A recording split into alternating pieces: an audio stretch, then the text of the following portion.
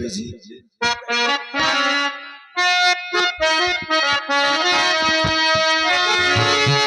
नहीं कुछ गुनाह है मेरा स्वामी जी, स्वामी जी,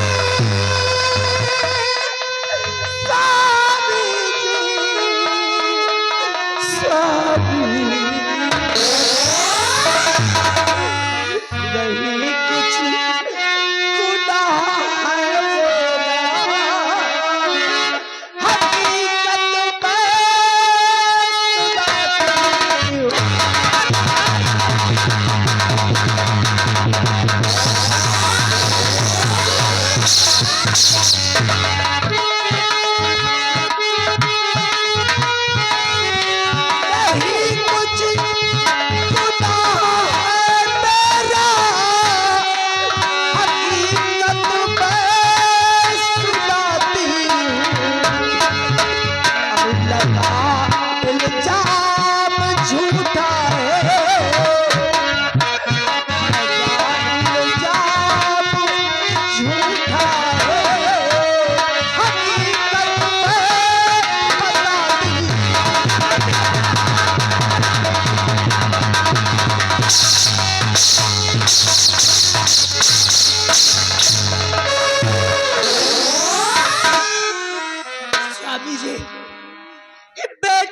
दुश्मन बन गया, भैरव सिंह शैतान है, अगर बता दी मैं पता बेटे की लेगा जान है।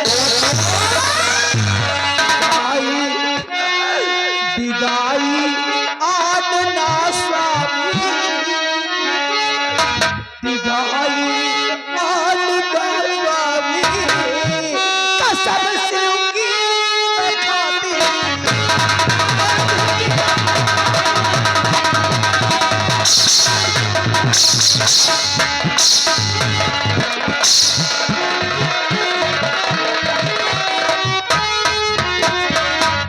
अभी जी, मैं शिव की कसम खाकर कहती हूँ, काहे को झूठी कसमें खा रही है स्वामी जी।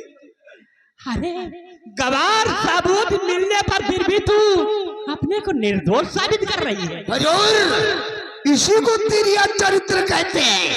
ये अपना तिरिया चरित्र दिखाकर भोलेनाथ की कसम खाकर अपने आप को निर्दोष साबित करना चाहती है। महारानी तारा, जब तक तुम दोनों राजकुमार आकाश और रजनी बांधी का पता नहीं बताओगे, तब तक तुम्हें जेल की सलाखों में रहना होगा।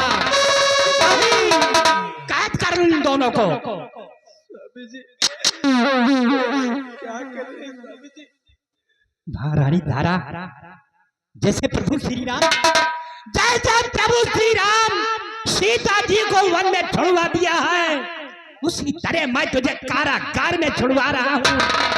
जब तक तुम दोनों राजकुमार आकाश और रजनी बांधी का पता नहीं बताओगे, तब तक तुम्हारी रिहाई नहीं होगी। आप प्रभु श्री राम की बात करते हैं। प्रभु श्री राम ने माता सीता जी को ले जाके वन में छोड़ दिया, लेकिन किसी दूसरे के बहकावे में आकर के, किसी दूसरे के बहकावे में आके माता सीता जी को वन में छोड़ दिया। आखिर उन्हें बाद में बहुत पछतावा। आप भी किसी दूसरे के बहकावे में आकर के अपने प्रिय तारा को जेल भेज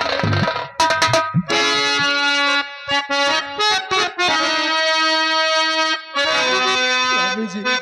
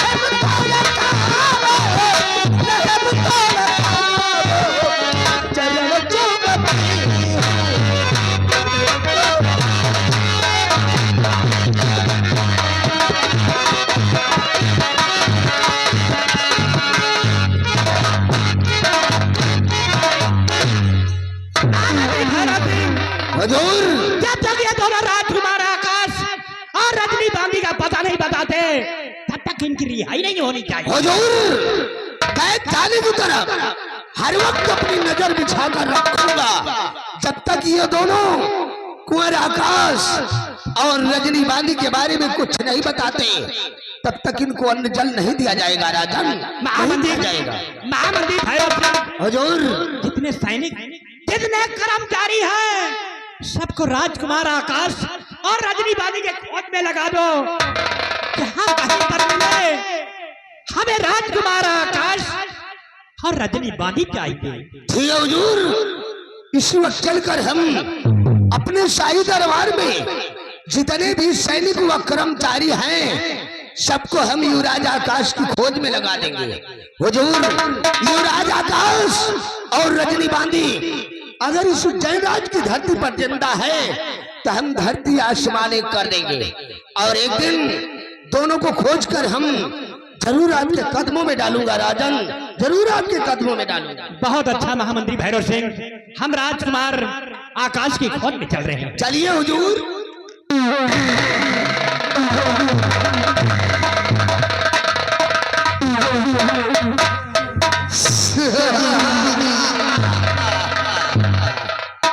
आ गया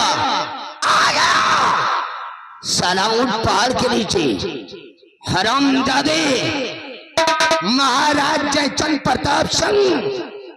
अभी तो इससे ट्रेलर है, अभी तो पूरी फिल्म बाकी है। हरामजादे मैंने कसम खा लिया है वंश का निशाना मैं इस दुनिया से नहीं मिटाऊंगा और तुझे मौत के घाट नहीं उतारूंगा तब तक चैन से नहीं बैठूंगा। सेनापति धवल सिंह तेरा तो वो हाल करूंगा, तेरा तो हाल करूंगा कि तू सारा अपनी जिंदगी से ऊपर मौत को गले लगाना चाहेगा लेकिन मौत तेरे करीब नहीं आएगी। तो छाती ठंडी हो गई हो क्यों? कहे जब तो जो जुड़ाएगा हो रंबलिया हसान जी हो ना जिसने मुझसे किया बगावत, जिसने मुझसे किया बगावत वो मरता है भरी जवानी में। नाम ठाकुर भैरव सिंह, आग लगा देता हो पानी। हसान जी हो ना बेचारे सेनापति है। लेकिन एक बात हमें समझ में नहीं आई। वो कौन सी बात है? राजमाता कहा कि लड़का भाई जिंदा है तो अब आप कहो महाराज की राजमाता और सेनापति मिलके लड़का का मार देंगे। कहो राज जब लड़का जिंदा है और पूरा आरोप राजमाता पे ऊपर सही नहीं, जेल चली गई। जब लड़का जिंदा है तो उनका बतावे में कौन दिक्कत है? रंबलिया ये कर रहस्य जानना चाहता है।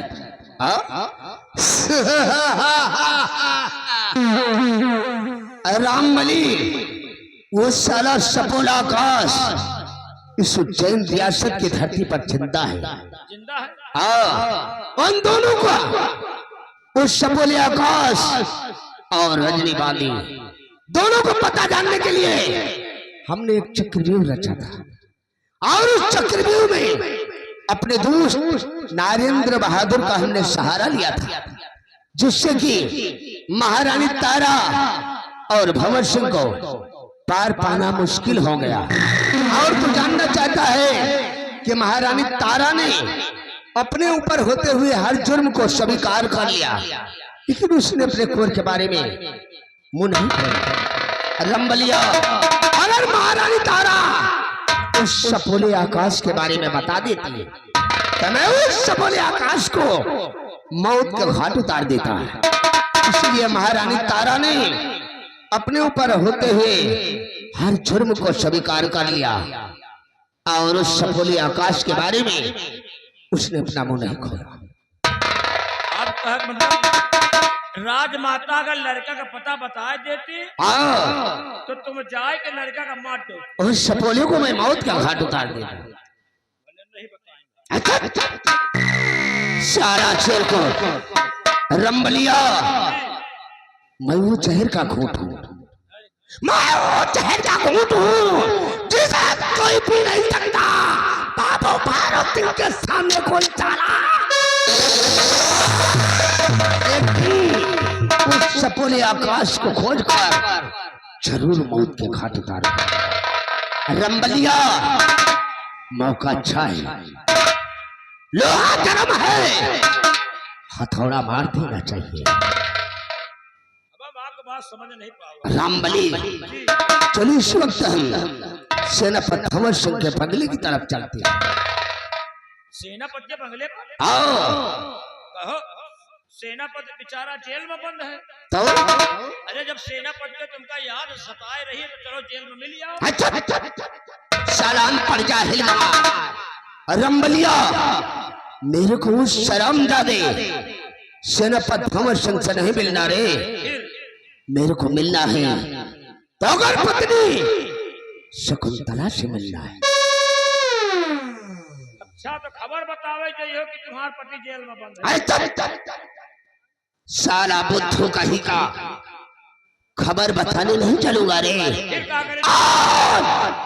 उसके बंगले पर चलकर ओकर पत्नी शकुंतला के साथ ऐसी घटिया हरकत करूंगा, ऐसी घटिया हरकत करूंगा तो साली किसी को मुझ खाने लायक नहीं रहेगी।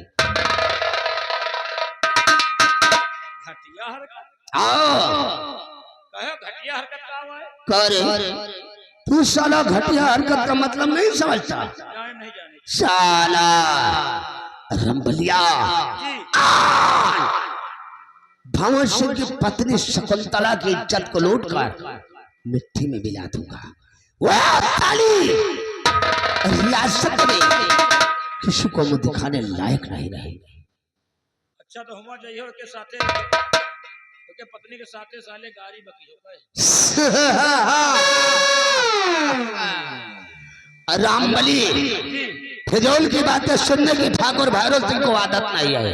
चलो इस वक्त हम उसके बंगले की तरफ चलते हैं। रंबलिया,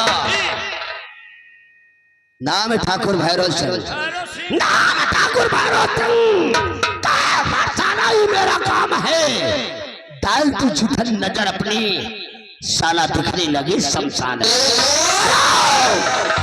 आवाज नहीं है वरना बर्बाद कर दूंगा। नायक नहीं, नायक नहीं, खलनायक हूं मैं, जुल्मी बड़ा दुखदायक।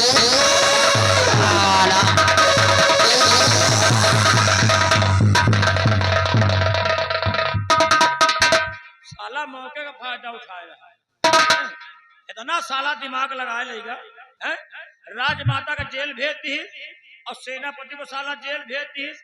अब जा रहा सेनापति के बंगले पर, वो एक बेचारी पत्नी होई अकेली, उसके साथे साला मौके का फायदा उठावे जा रहा है। अरे साला बह गया है। मगर लेकिन एक बात जान ली, ये गए हैं सेनापति के बंगले पर मौके का फायदा उठावे और इन्हें के सिखाए चेला हम हुए हैं, इन्हें के सिखाए चेला हम हुए हैं। जब ये मौके का फायदा उठावे जाना थे तो मौके का फायदा ला हम उठाए ले। ये गए हैं सेनापति के बंगले पर, हम जा रहे हैं इनके बंगले पर। हम जा रहे हैं इनके बंगले पर। यो मौके का फायदा उठाई है तो हम मौके का फायदा उठाओ। इनका मियाँ बीवी में जौन तार लड़ा दिया ना कि आप लोग देखत रही हो। अब हम चल रहे हैं, यही लगे इनके बंगले पर, ऐसी आग लगा दिया ना सिर्फ धुआं उड़ी धुआं। अब आप लोग हमार दिमाग देखो, इनका हम कैसा लड़वा रहे हैं।